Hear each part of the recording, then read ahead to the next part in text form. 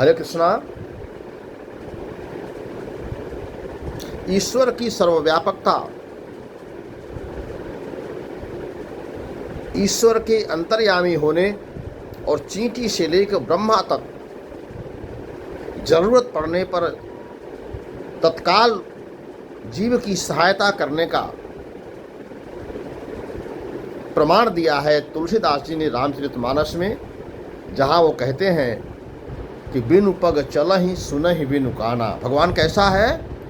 उसके पैर नहीं है, वो निराकार है, लेकिन बिना पग के, बिना चरण के वो कहीं भी जा सकता है। सुनहि बिनु काना, बिना कान के वो सबकी बात, सबकी दुख दर्द को सुनता है। उसके हाथ नहीं है। कर बिनु करहि विविध करनाना, लेकिन वह बिना हाथ के नाना प्रकार के कर्मों को संपूर्ण ब्रह्मांड में वो करता रहता है। आनन रहित, यद्यपि उसका कोई विशेष मुख नहीं है, लेकिन वह सकल रस भोगी, समस्त रसों का, समस्त भोगों का भोग करने वाला है। भगवान गीता में कहते हैं, भोक्तारो अहम सर्वलोक साम महेश्वरम। भोक्तारो अहम सर्वलोक महेश्वरम, यानी समस्त लोकों का एकमात्र अगर कोई भोक्ता है, भोग करने वाला है, समस्त रसों का भोग करने वाला, तो मैं हूँ, मैं कृष्ण हूँ, मैं भगवान हूँ। तो यही बात तुलसीदास जी यहाँ कहते हैं कि आनन रहित, उसके कोई पर्टिकुलर विशेष करके एक मुख नहीं है, एक शरीर नहीं है, एक हाथ नहीं है, एक पैर नहीं है, लेकिन वह बिना हाथ के, बिना पैर के, बिना आँख के, बिना घ्राण के वो सब काम करता है जो एक मनुष्य कर सकता है। आनन रहित, बिना मुख के समस्त रसों का वो भोग करने वाला है। विनुवाणी, कोई उसकी जिह्वा नहीं है, एक जिह्वा नहीं है, उसकी कोई पर्टिकुलर जिह्वा हो, वाणी नहीं है, लेकिन वो सबसे बड़ा वक्ता है, उससे बड़ा वक्ता कोई नहीं है। तन बिनु परस और नयन बिनु देखा, बिना शरीर के वह सबको स्पर्श कर सकता है, अपने स्पर्श का अनुभव दे सकता है। और नयन बिनु देखा, बिना नेत्र के वह सर्वत्र देख सकता है। इसीलिए भगवान को कहा गया कि भगवान सर्वव्यापी है, ईश्वर सर्वव्यापी है। गॉड इज ऑमनी प्रेजेंट, वो सर्वत्र व्याप्त है। चींटी से लेकर ब्रह्मा तक सब में वह समान रूप से व्याप्त है। नयन बिनु देखा, बिना नयन के, बिना नेत्र के वह सर्वत्र देख सकता है और देखता है।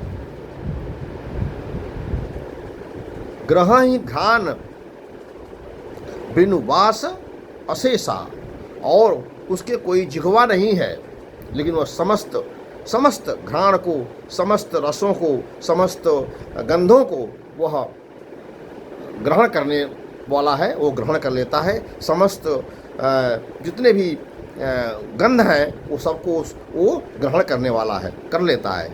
अस सब भांति अलौकिक करनी, भगवान के जितने भी इस प्रकार के कर्म हैं वो सभी अलौकिक हैं, लौकिक नहीं हैं। वो किसी मनुष्य के द्वारा ऐसा नहीं किया जा सकता, यह केवल भगवान के द्वारा किया जा सकता है, क्योंकि भगवान अलौकिक है, भगवान ओमनी प्रेजेंट है, भगवान ओमनी पोटेंट है और भगवान ओमनीसिएंट है। उसी भगवान को हम ईश्वर कहते हैं, उसी भगवान को हम परमात्मा कहते हैं और उसी भगवान को हम भगवान कहते हैं।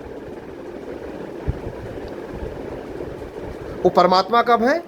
जब वो प्रत्येक जीव के हृदय में विराजमान है। जैसा कि गीता में भगवान कहते हैं कि ईश्वरः सर्वभूतानां हृदयेषु अर्जुन तिष्ठति, कि हे अर्जुन, मैं परमात्मा के रूप में समस्त जीवों के हृदय में विराजमान हूँ। वो चींटी से लेकर ब्रह्मा तक जितने भी जीव हैं सब में मैं समान रूप से विराजमान हूँ। वो परमात्मा के रूप में।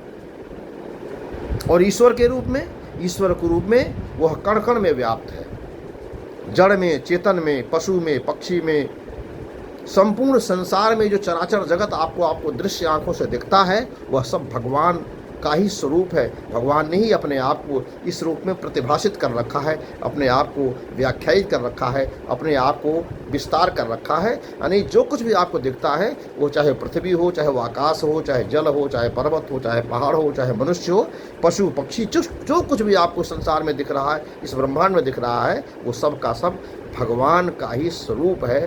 भगवान ने ही स्वयं को अपने रूप में विस्तारित कर रखा है।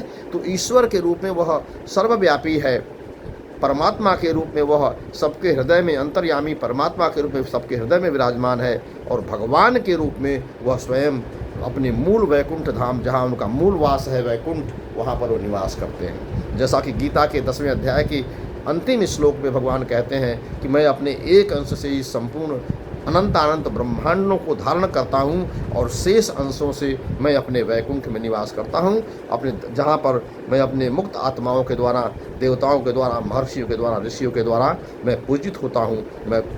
मैं उनकी पूजा को, उनके सेवा को ग्रहण करता रहता हूँ। तो इस प्रकार से भगवान को ही हम ईश्वर भी कहते हैं, भगवान को ही हम परमात्मा भी कहते हैं। वह निराकार भी है, और जैसा जब चाहता है वैसा वो साकार रूप ग्रहण कर सकता है। इसीलिए यहाँ पर भगवान के उस निराकार रूप की व्याख्या की गई है तुलसीदास जी के द्वारा रामचरितमानस में, जहाँ वो कहते हैं कि बिनु पग चलहि, बिना पग के वो चल सकता है, और बिना कान के वो सुन सकता है, बिना हाथ के वह विविध प्रकार के नाना प्रकार के समस्त कर्मों को कर सकता है, बिना वाणी के वो बोल सकता है, और बिना तन का, बिना शरीर के वह समस्त स्पर्शों को अनुभव कर सकता है। वह समस्त अलौकिक कार्यों को कर सकता है। किसके द्वारा?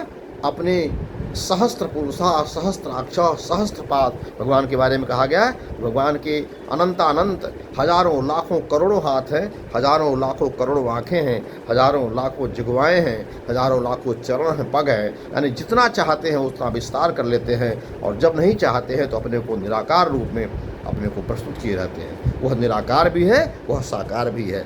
जिस रूप में आप भगवान को पूजना चाहते हैं उस रूप में भगवान आपको मिल सकता है। उस रूप में आप भगवान को एक शक्ति के रूप में, भगवान को एक निराकार के रूप में, भगवान को एक साकार के रूप में, भगवान को एक प्रकाश के रूप में, जैसी आपकी जहाँ आस्था होती है ऐसा भगवान को याद कर सकते हैं, उनकी पूजा कर सकते हैं, उनका स्मरण कर सकते हैं, उनका ध्यान कर सकते हैं, उनकी भक्ति कर सकते हैं। आज की बात में बस इतनी ही। अगर आपको हमारी बात अच्छी लगी हो तो आप अधिक से अधिक लोगों को इसको शेयर करें। हमारे YouTube चैनल गोपाल माधव दास को सब्सक्राइब करें, और अपने आशीर्वाद से इस दास को अभिषिंचित करें। हरे कृष्ण हरे कृष्ण हरे कृष्ण।